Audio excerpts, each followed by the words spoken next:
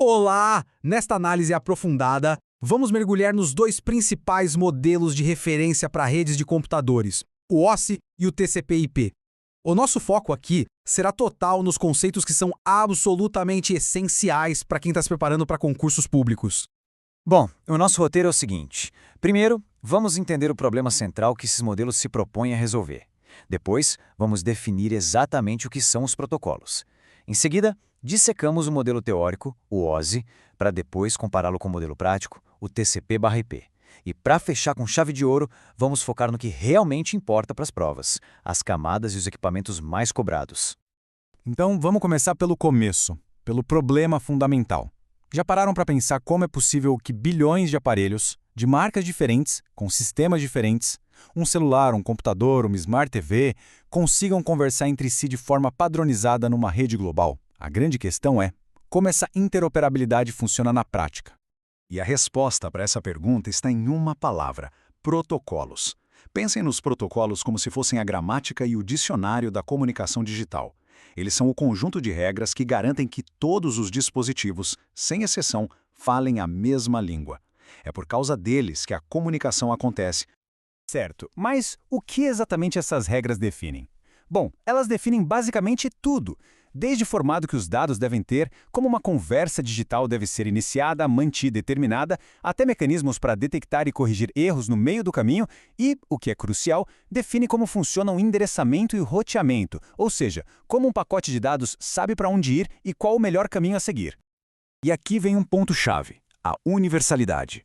Os protocolos são completamente independentes do hardware ou do sistema operacional. Não importa se é um PC com Windows, um servidor com Linux ou um smartphone. As regras são as mesmas para todos. Essa independência que faz a internet ser o que ela é hoje. Muito bem, agora que entendemos o papel dos protocolos, vamos analisar a primeira grande estrutura de organização, o modelo OSI. Ele foi criado pela ISO, a Organização Internacional de Padronização, e serve como um guia, um mapa conceitual completo para entendermos todas as etapas da comunicação em rede. É fundamental ter isso em mente, e as bancas adoram testar esse conhecimento. O OSI é um modelo de referência. Ele é teórico, foi criado para fins de estudo e para guiar o desenvolvimento de novas tecnologias. Ele não é implementado literalmente no mundo real, mas o seu valor para entender a lógica das redes é gigantesco. Por isso ele é tão cobrado. E como ele se organiza? Em 7 camadas. A ideia aqui é dividir para conquistar. Cada camada tem uma função bem específica e só se comunica com a camada imediatamente acima ou abaixo dela. A gente começa lá em cima, na camada de aplicação, que é a mais próxima do usuário, e vai descendo até a camada física, que cuida da transmissão dos bits, do sinal elétrico mesmo. Ok, vimos a teoria com o OSI. Agora vamos para a prática, para o modelo que realmente roda a internet, que usamos todos os dias, o modelo TCP/IP. Ele é uma arquitetura, digamos, mais pragmática, mais direta ao ponto e focada na implementação real. E é nessa comparação que tudo fica mais claro. Olhem só, o modelo TCP/IP basicamente simplifica a estrutura do OSI. Ele pega as 3 camadas superiores do OSI, aplicação, apresentação e sessão, e junta tudo em uma única camada chamada aplicação. Lá na base acontece algo parecido. As camadas de enlace e física do OSI são combinadas na camada de interface com a rede. Bem mais enxuto, certo? Agora vamos ao que interessa para a prova. Para os concursos, o mais importante é saber de cor as funções de cada camada, os principais protocolos e, principalmente, qual equipamento trabalha em qual camada. É aqui que se separam os aprovados. Vamos focar nisso.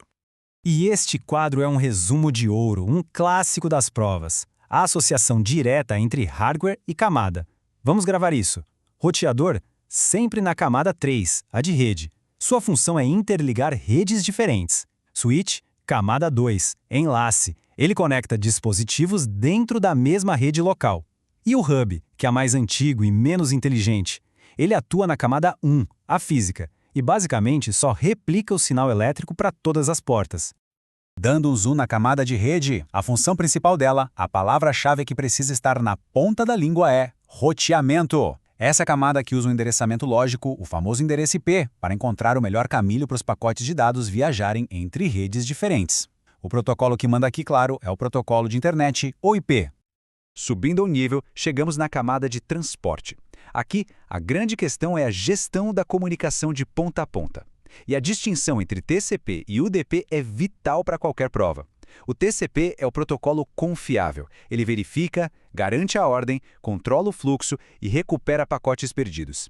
Perfeito para e-mail, para acessar um site.